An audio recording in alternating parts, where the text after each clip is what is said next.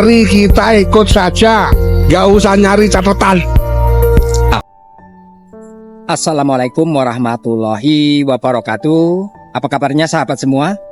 Bermunculan framing-framing di dunia sosial media.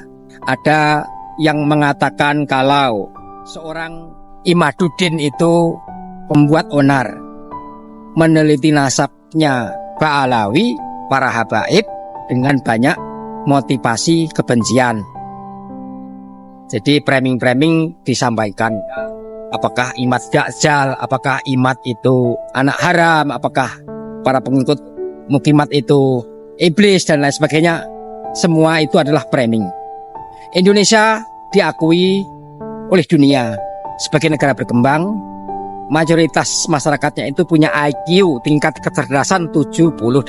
Jadi untuk mengajak masyarakat itu menjadi masyarakat sadar hukum, taat agama, yakin akan suatu hukum-hukum yang baik, diajak untuk berpandangan yang luas, itu perlu banyak literasi, kesabaran waktu menyampaikan, juga harus disertai dengan usaha yang maksimal.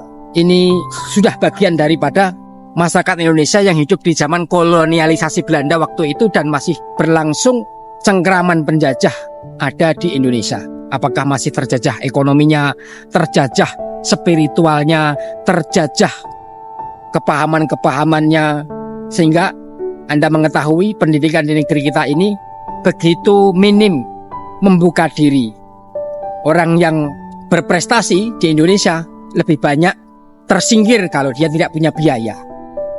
Kalau kita mau membandingkan dengan negara sebelah, Malaysia misalnya, apabila anak itu berprestasi, lulus SMA, dia akan mendapatkan santunan dari kerajaan sebanyak 200 juta untuk bisa melanjutkan kuliah.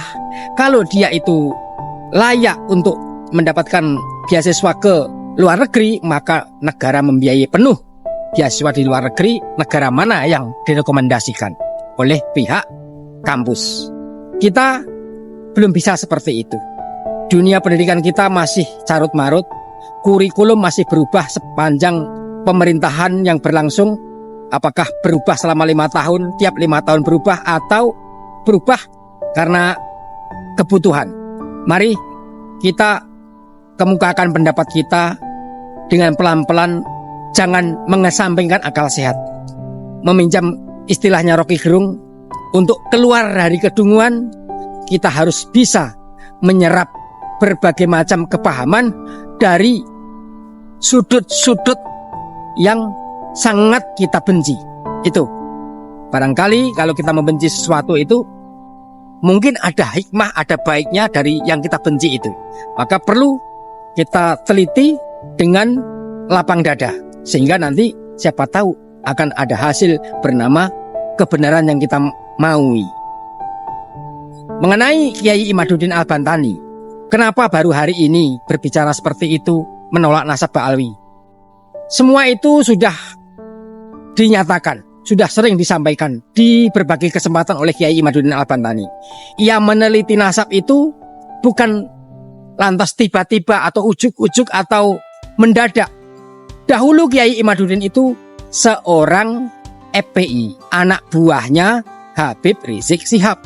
Tentu Muhyiddin juga, tentu fanatik juga, tentu sangat menyanjung-nyanjung habaib. Seperti Gus Abbas di Cirebon Buntet itu, Muhyiddin juga, Muhyiddin kelas berat juga. Dulu ceramah-ceramahnya selalu memuji-muji habaib, selalu mengagung-agungkan habaib. Hari ini kenapa menjadi pengikut Kiai Imaduddin, menentang habaib? Ya karena fakta yang disodorkan Kiai Imaduddin itu tidak mampu dibantah. Mereka berusaha untuk mencari dalil yang bisa mementahkan serangkaian 12 pertanyaan dari Kiai Imaduddin untuk kaum Ba'alawi ini. Tidak menemukan satupun jawaban yang bisa disampaikan, yang layak, yang sesuai data, yang sesuai dengan ilmu. Jadi kalau bantahan itu, kalau cuma framing, cuma sekedar ngeles, doktrin, emosional, temperamental, itu justru akan membuat kita menjadi bulan-bulanan. Maka berbicara data itu menjadi keharusan supaya orang terdiam. Begitu. Kalau nggak pakai data maka orang akan mudah untuk membantahnya.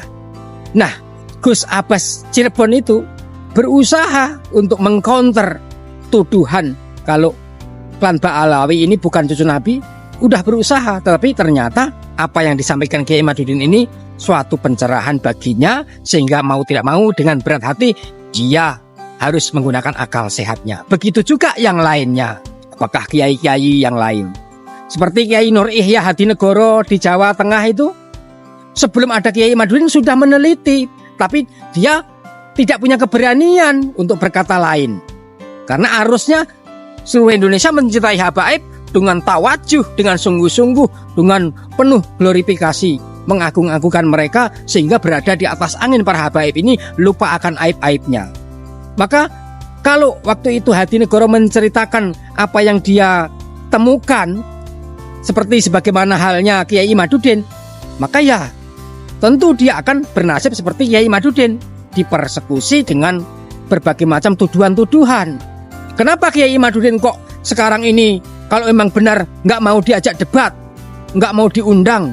Ya, Anda sudah menyaksikan perdebatan dengan semangat fanatis, perdebatan hanya mengetengahkan ego, perdebatan hanya berdasarkan temperamental. Itu yang terjadi apa? Kekalahan kepada orang yang diajak debat tadi. Ya kalau cuma kalah, kalau dipersekusi. Nah begitu. Jadi kata Imam Syafi'i, kalau orang berilmu berdebat dengan orang jahil, maka ketahuilah seberapapun tinggi ilmu akan kalah oleh orang jahil. Karena orang jahil menggunakan otot, sedangkan orang berilmu menggunakan argumentasi. Boleh berdebat, kata Kiai Imaduddin, kalau dihadirkan Robitoh Alawiyah. Nah, permintaan Kiai Imaduddin ini untuk setiap perdebatan mengenai nasab, ada lembaga yang sah tentang nasab ini, yaitu Robitoh Alawiyah, hadir untuk bersama. Dan tempatnya harus netral, apakah di kampus, tempat yang terbuka, yang umum, yang bukan di rumah atau di tempatnya si pihak yang menantang tadi. Misalnya yang ngajak debat itu keluarga Habib Rizik, ya jangan di tempat Habib Rizik. Di tempat umum yang banyak orang mengakses, keamanannya terjamin. Di kampus peneliti juga banyak, ahli-ahli, profesor-profesor juga banyak, supaya yang tercerahkan tidak cuma sebagian orang, tapi semua orang. Yang dapat mengambil manfaatnya itu seluruh masyarakat Indonesia. Nah itu baru debat yang netral, yang bisa diambil manfaatnya. Kalau debat selain itu, apalagi debatnya di Robitoh Alawiyah, seperti Guru Gembul kemarin sendirian datang. Untungnya Guru Gembul itu argumentasi yang mengena, membuat mereka semua terdiam. Kalau sampai argumentasinya itu belepotan dan semua itu yang ada di sana pendukungnya para klan Ba'alawi, ya sudah akan menjadi framing ke depan. Nah, untungnya Allah menyelamatkan Guru Gembul, kecerdasannya itu bisa mengkonter semua ulasan yang disampaikan pihak klan Ba'alawi. Ini belum selesai. Kalau 12 pertanyaan Kiai Imaduddin itu tidak ada yang mau menjawab, maka belum selesai. Dan itu dianggap sudah finish kalau mereka diam terus. Selama ini para klan Ba'alawi ini diam. Dia menyuruh Ustadz Wapi, orang NU, Gus Romail, orang NU. Jadi mereka pesuruhnya itu bukan dari para habaib. Padahal habaib itu ribuan. Banyak yang kaya, banyak yang pinter. Tapi kenapa tidak punya literasi yang melebihi dari si Gus Wapi dan si Gus Romail ini? Kenapa? Seolah-olah tidak ada kader, tidak ada orang satupun yang bisa dijadikan juru bicara atau dijadikan sebagai ujung tombak. Kenapa malah mengambil menyomot Gus Wapi dan Gus Romail? Ya tentu Gus Wapi dan Gus Romail dia orang NU, ya nggak bisa diharapkan segala macam argumentasi bantan-bantannya mudah untuk dipatahkan. Jadi harapan saya ke depannya supaya 12 pertanyaan Kiai Imaduddin Usman Al-Bantani ini jangan lantas hanya diam saja para habaib. Kalau memang sekiranya tersinggung, tersinggunglah secara terhormat. Kalau ingin marah, marahlah secara terhormat. Kalau ingin mengatakan itu Kiai Imaduddin itu tidak benar atau dajjal sekalipun, berbicaralah yang pembicaraannya itu berbobot, berisi, sehingga kepercayaan orang Anda itu cucu Nabi pulih kembali. Kalau tidak, ya sudah, kata orang-orang, wassalam akan rungkat begitu. Terima kasih. Wassalamualaikum warahmatullahi wabarakatuh.